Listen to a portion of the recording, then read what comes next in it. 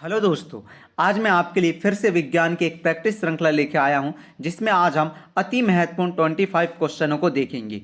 आप इन 25 क्वेश्चनों को जरूर हल कीजिएगा मेरे साथ, और आप अपना स्कोर कार्ड मुझे कमेंट करके अवश्य बताइएगा कि आपके 25 में से कितने मार्क्स आए। और आप हमारे चैनल में नए हों तो इस चैनल को सब्सक्राइब अवश्य कर लीजिएगा, क्योंकि हम अनेक प्रकार की श्रृंखलाएं डालते हैं, चाहे विज्ञान की हो, बाल विकास की हो, कोई भी टेट एग्जाम से संबंधित हो, कोई भी गवर्नमेंट एग्जाम से संबंधित हो, सभी प्रकार की हम श्रृंखलाएं जरूर इस चैनल में डालते रहते हैं, जो आपके लिए अति लाभकारी हैं। तो आप जरूर इस चैनल को सब्सक्राइब कर लीजिएगा। तो चलिए हम अपनी प्रश्नों की श्रृंखला की तरफ चलते हैं। तो इसमें हमारा पहला प्रश्न आता है, धोवन सोडा या वाशिंग सोडे का रासायनिक नाम क्या है? तो धोवन सोडे का रासायनिक सूत्र होता है Na2CO3 into 10H2O। Na2CO3 into 10H2O। तो इसके विकल्प क्या है देखते हैं अपन। सोडियम बाइकार्बोनेट, दूसरा है सोडियम हाइड्रोक्साइड, तीसरा है सोडियम कार्बोनेट और चौथा है सोडियम क्लोराइड। तो यहां पर आपको दिख रहा होगा सोडियम कार्बोनेट आपको आसानी से दिख रहा है। तो वाशिंग सोडे का पहले का सही उत्तर क्या हो जाएगा? पहले का हो जाएगा सी, सोडियम कार्बोनेट। तो धोने के सोडे का रासायनिक नाम क्या होता है? सोडियम कार्बोनेट होता है। अगले प्रश्न की तरफ चलते हैं। अगला प्रश्न है हमारा, दूसरा प्रश्न है, विटामिन सी का रासायनिक नाम क्या है? विटामिन सी का रासायनिक नाम क्या है? तो ऑप्शन है पहला रेटिनॉल, दूसरा है एस्कॉर्बिक एसिड, तीसरा है कैल्सीफेरॉल, चौथा है टोकोफेरॉल। तो यहां पर जो विटामिन सी का रासायनिक नाम होता है वह होता है एस्कॉर्बिक एसिड, अर्थात हमारे दूसरे का सही उत्तर क्या हो जाएगा? बी हो जाएगा, एस्कॉर्बिक एसिड। तीसरे प्रश्न की तरफ चलते हैं। तीसरा प्रश्न है हमारा, रतौंधी रतौंधी किस विटामिन की कमी से होता है? हमें बताना है रतौंधी जो रोग है वह विटामिन कौन से विटामिन की कमी से होता है? तो ऑप्शन नंबर ए है हमारा इसमें vitamin A, vitamin B, vitamin C, vitamin number D. तो सॉरी, विटामिन डी चौथा है। तो आपको बताना है रतौंधी जो रोग है वह किससे संबंधित होता है? हमारी आंखों से संबंधित होता है रतौंधी रोग। रतौंधी रोग कहां से संबंधित होता है? आंखों से संबंधित होता है। तो जो रतौंधी रोग होता है वह होता है विटामिन ए की कमी से। किसकी कमी से कारण होता है? विटामिन ए की कमी से। इसके लिए तो विटामिन ए की कमी को दूर करने के लिए कहा जाता है कि आप कृपया कर ऐसी सब्जियां खाएं जिससे आपकी आंखों की रोशनी बढ़े, आप फलों का उपयोग करें, पपीता खाएं। ऐसे अनेक जो चीजें हैं जो रतौंधी को कम कर सकें, ऐसी चीजें हमें खाना चाहिए इस रोग से जो भी ग्रसित व्यक्ति है उसे। और जो स्वस्थ व्यक्ति उन्हें भी अच्छा अच्छा फलाहार खाना चाहिए जिससे कि वो स्वस्थ रह सके। अगले प्रश्न की तरफ चलते हैं। अगला प्रश्न है हमारा, चौथा प्रश्न है।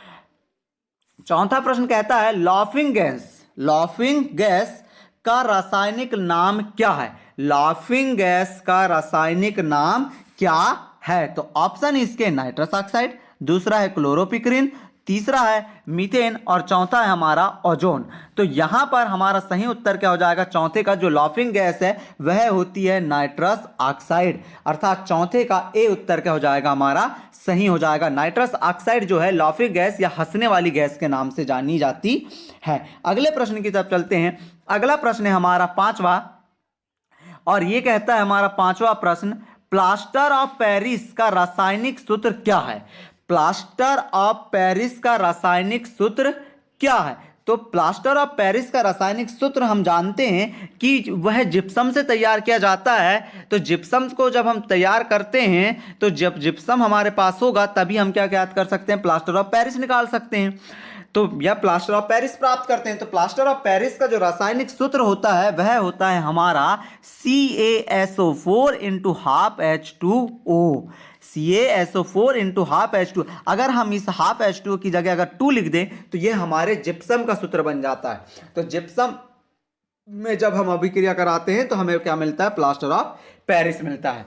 अगले प्रश्न की तरफ चलते हैं। अगला प्रश्न आता है हमारा, छठवां प्रश्न है, विटामिन सी का सबसे अच्छा स्रोत क्या है? विटामिन सी जो है वह अति महत्वपूर्ण होता है हमारे आंखों के लिए। तो आपको बताना है कि विटामिन सी का सबसे अच्छा स्रोत क्या है? पहला है मांस, दूसरा है दूध, तीसरा है आंवला और चौथा है गाजर। अब आंखों से संबंधित है तो आंखों से संबंधित ऐसा पदार्थ देखना है आपको या ऐसा स्रोत बताना है जो सबसे अच्छा हो विटामिन सी के लिए। तो हमको पता है कि यहाँ पर आंवला और गाजर बहुत ही अच्छे होते हैं आंखों के लिए या विटामिन सी के लिए, लेकिन सबसे अच्छा बोला है तो सबसे अच्छा जो होता है वह होता है हमारा क्या, आंवला। आंवला जो है विटामिन सी का सबसे अच्छा स्रोत होता है या माना जाता है। तो छठवें के बाद हम अब चलते हैं सातवें प्रश्न की तरफ, और सातवां प्रश्न है हमारा बेरी बेरी रोग। कौन सा रोग, बेरी बेरी रोग किस विटामिन की कमी के कारण होता है। हमें बताना है बेरी बेरी रोग किस विटामिन कमी के कारण होता है। तो यहां पर आपके विकल्प है vitamin C, vitamin E, vitamin बी1 और अगला विकल्प है हमारा विटामिन लिख गया यहां पर, ये भी क्या है, विटामिन है, विटामिन ए। अर्थात इसका सही उत्तर क्या हो जाएगा, जो बेरी बेरी रोग है वह विटामिन किसके कारण होता है, विटामिन बी1 की कमी के कारण होता है। अर्थात नाम से ही उससे बेरी बेरी बेरी बेरी अर्थात अपन क्या बोल सकते हैं, बी1 बोल सकते हैं। अगले प्रश्न की तरफ चलते हैं। अगला प्रश्न है हमारा आठवां, वसा में घुलनशील विटामिन कौन से। हमें बताना है वसा में घुलनशील विटामिन कौन कौन से। तो ऑप्शन है vitamin A, vitamin D, vitamin के और सभी। तो वसा में जो घुलनशील विटामिन है आपको एक ट्रिक याद रखना है, एडेक कह के। एडेक मतलब ए डी ई के, ए डी ई के। ये सभी जो विटामिन है ए डी ई के, ये सभी विटामिन वसा में घुलनशील होते हैं। अर्थात हमारा आठवें का सही उत्तर क्या हो जाएगा, डी हो जाएगा, सभी। अब ये इनके अलावा जो भी रहते हैं वह सभी जो रहते हैं वो जल में घुलनशील विटामिन रहते हैं। अगले प्रश्न की तरफ चलते हैं। नौवां प्रश्न है हमारा, जल में घुलनशील विटामिन कौन सा है। इनमें से हमें बताना है कि जल में घुलनशील विटामिन कौन सा है। तो अभी हमने देखा कि वसा में घुलनशील विटामिन के लिए हमने एक सूत्र याद किया जो था एडेक, ए डी ई के, एडेक। ये पूरे के पूरे काय में घुलनशील थे, ये सभी के सभी वसा में घुलनशील थे। अब हमसे पूछा है जल में घुलनशील विटामिन के बारे में हमको बताना है, तो इसके लिए आपका हो जाएगा पहला विकल्प विटामिन बी, दूसरा है विटामिन सी, तीसरा है दोनों और चौथा है इनमें से कोई नहीं। तो अब आपको पता है कि यहां पर अभी हमने देखा जो एडेक है वह क्या था, हमारा वसा में घुलनशील विटामिन थे। अब एडेक को छोड़ दें तो बाकी जितने भी विटामिन बचे हैं तो कौन कौन से बचे हैं, विटामिन बी बचा है, विटामिन सी बचा है और इन दोनों में सी ऑप्शन में लिखा है दोनों। तो जल में घुलनशील विटामिन कौन सा हो जाएगा, हमारा दोनों हो जाएंगे, विटामिन बी भी हो जाएगा और विटामिन सी भी हो जाएगा। अगले प्रश्न की तरफ चलते हैं। अगला प्रश्न है हमारा 10वां, विटामिन ए की कमी से कौन सा रोग होता है। विटामिन ए की कमी से कौन सा रोग होता है। तो पहला ऑप्शन है हमारा स्कर्वी। यह तो आपको पता है कि यह किसके कमी से होता है, यह होता है विटामिन सी की कमी से। बेरी आपने अभी पढ़ा था, बेरी बेरी रोग किसके विटामिन कमी से होता है, बी1 की कमी से होता है। अब बी ऑप्शन है हमारा रतौंधी, अर्थात यही हमारा क्या है, सही उत्तर है, विटामिन ए की कमी से रतौंधी रोग होता है। अगले प्रश्न की तरफ चलते हैं। अगला प्रश्न है हमारा 11वां प्रश्न है, विटामिन बी का रासायनिक नाम क्या है। हमें बताना है विटामिन बी का रासायनिक नाम क्या है। तो विटामिन बी के लिए ऑप्शन है आपका रेटिनॉल पहला, दूसरा है थायमीन, तीसरा है एस्कॉर्बिक एसिड और चौथा है टोकोफेरॉल। तो आपको पता होगा कि जो विटामिन बी का जो रासायनिक नाम कहते हैं वह होता है थायमीन। अर्थात हमारा बी उत्तर क्या हो जाएगा, इसका सही हो जाएगा। थायमीन क्या है, विटामिन बी का रासायनिक नाम है।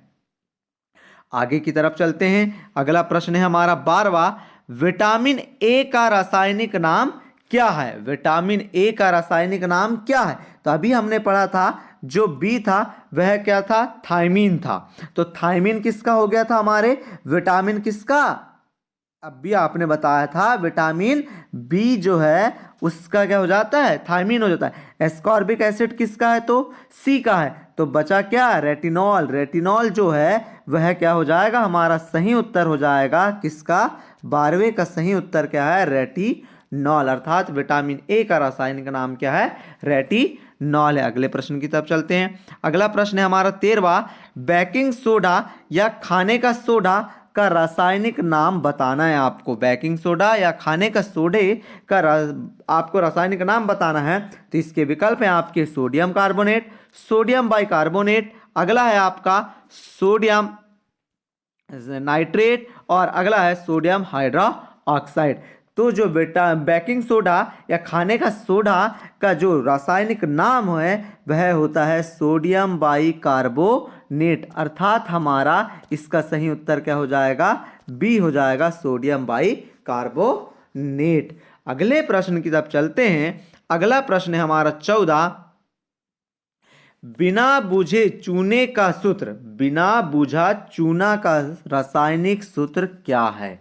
हमें बताना है बिना बुझा हुआ चूना, बुझा हुआ चूना नहीं, हमें बताना है बिना बुझा हुआ चूना का सूत्र बताना है। तो ऑप्शन है CaCO3, NH4Cl, D2O और CaO।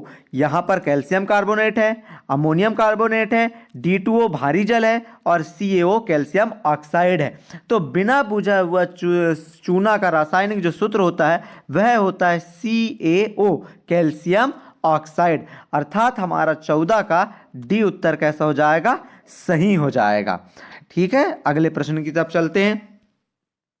अगला प्रश्न है हमारा 15, शुष्क बर्फ, शुष्क बर्फ किसे कहा जाता है। तो आपको याद रखना है शुष्क बर्फ जो रहती है हमेशा CO2 को कहा जाता है। तो देखते हैं हमारा कौन सा विकल्प सही होता है। तो 15 का पहला विकल्प है ठोस कार्बन डाइऑक्साइड को, दूसरा है मीथेन को, तीसरा है नाइट्रस ऑक्साइड को, चौथा है सोडियम क्लोराइड को। तो अभी हमने जाना कि CO2 को क्या कहते हैं, हम शुष्क बर्फ कहते हैं। अब यहाँ पर ठोस शब्द आ गया है, अर्थात हम ठोस CO2 को क्या कहते हैं, शुष्क बर्फ कहते हैं। तो 15 का ए उत्तर क्या हो जाएगा, हमारा सही हो जाएगा, ठोस कार्बन डाइऑक्साइड को शुष्क बर्फ हम कहते हैं, ठोस कार्बन डाइऑक्साइड को। अगले प्रश्न की तरफ चलते हैं।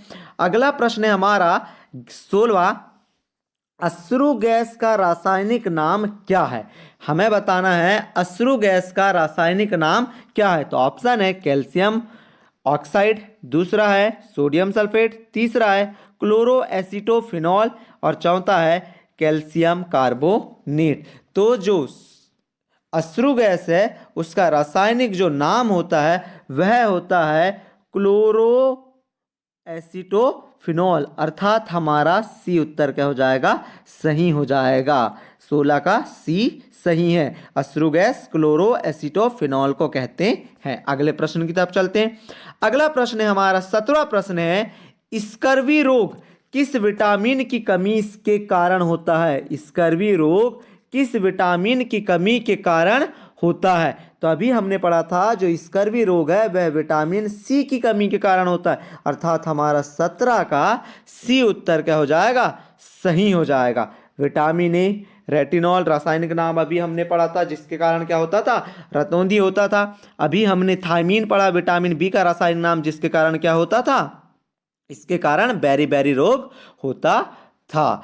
ठीक है, चलिए अब अगले प्रश्न की तरफ चलते हैं। अगला प्रश्न है हमारा 18वां प्रश्न है, विटामिन डी का सर्वोत्तम स्रोत क्या है, मतलब कि सबसे अच्छा स्रोत बताना है हमें विटामिन डी का। तो विटामिन डी आपने सुना होगा कि सूर्य के प्रकाश में सबसे अधिक मात्रा में विटामिन डी होता है, अर्थात हमारा 18वें का सी उत्तर क्या हो जाएगा, सही हो जाएगा। सूर्य का प्रकाश जो है या सूर्य का प्रकाश जो है वह विटामिन डी का सर्वोत्तम स्रोत माना जाता है। अगले प्रश्न की तरफ चलते हैं। अगला प्रश्न है हमारा 19वां प्रश्न है, विटामिन B7 का रासायनिक नाम क्या है। हमें यहां पर बताना है विटामिन B7 का। तो विटामिन B7 के लिए हम विकल्प देखते हैं, पायरिडॉक्सिन, दूसरा है बायोटीन, तीसरा है एस्कॉर्बिक एसिड और चौथा है फ्लोक्यूनिनॉन। तो यहां पर विटामिन B7 का नाम क्या हो जाएगा, सही हमारा हो जाएगा बायोटीन, अर्थात विकल्प नंबर बी सही हो जाएगा, 19 का बी। अगले प्रश्न की तरफ चलते हैं। अगला प्रश्न है हमारा 20वां प्रश्न है। अभी हमने कुछ देर पहले इसका देखा था, प्लास्टर ऑफ पेरिस आया था। अब यहां पर आपसे पूछा है जिप्सम का रासायनिक सूत्र क्या है, हमें बताना है जिप्सम का रासायनिक सूत्र क्या है। तो ऑप्शन है आपके, पहला NaHCO3, दूसरा है CaSO4 इंटू 2H2O, तीसरा है CaCO3 और चौथा है CHCl3। तो जिप्सम का हमने अभी थोड़ी देर पहले पढ़ा था कि जो प्लास्टर ऑफ पेरिस है उसी में अगर हम 1.5 अणु और मिला दें,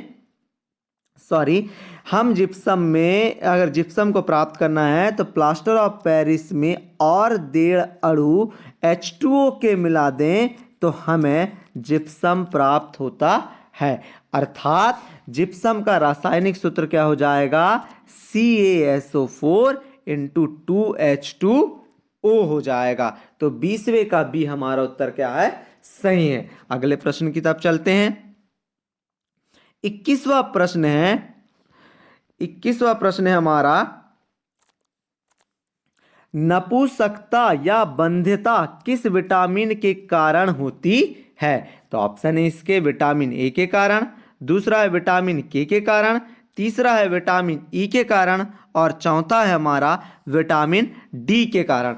तो जो नपुंसकता है वह होती है विटामिन किसके कारण, वह होती है विटामिन ई के कारण। अर्थात 21 का हमारा सही उत्तर हो जाएगा विटामिन ई। ठीक है, अगले प्रश्न की तरफ चलते हैं। अगला प्रश्न है 22वां प्रश्न है हमारा, विरंजक चूर्ण का रासायनिक नाम क्या है। आपने बहुत पहले ही पढ़ चुका है विरंजक चूर्ण का रासायनिक नाम क्या है। अगर आपको विरंजक चूर्ण के बारे में अधिक डिटेल चाहिए तो आप हमारे पुराने वीडियो अवश्य देखिए। हमने उन वीडियो में विरंजक चूर्ण को पूर्णतः अच्छे से समझाया है। और आप हमारे चैनल में नए हो तो कृपया कर इस चैनल को सब्सक्राइब अवश्य कर लीजिएगा।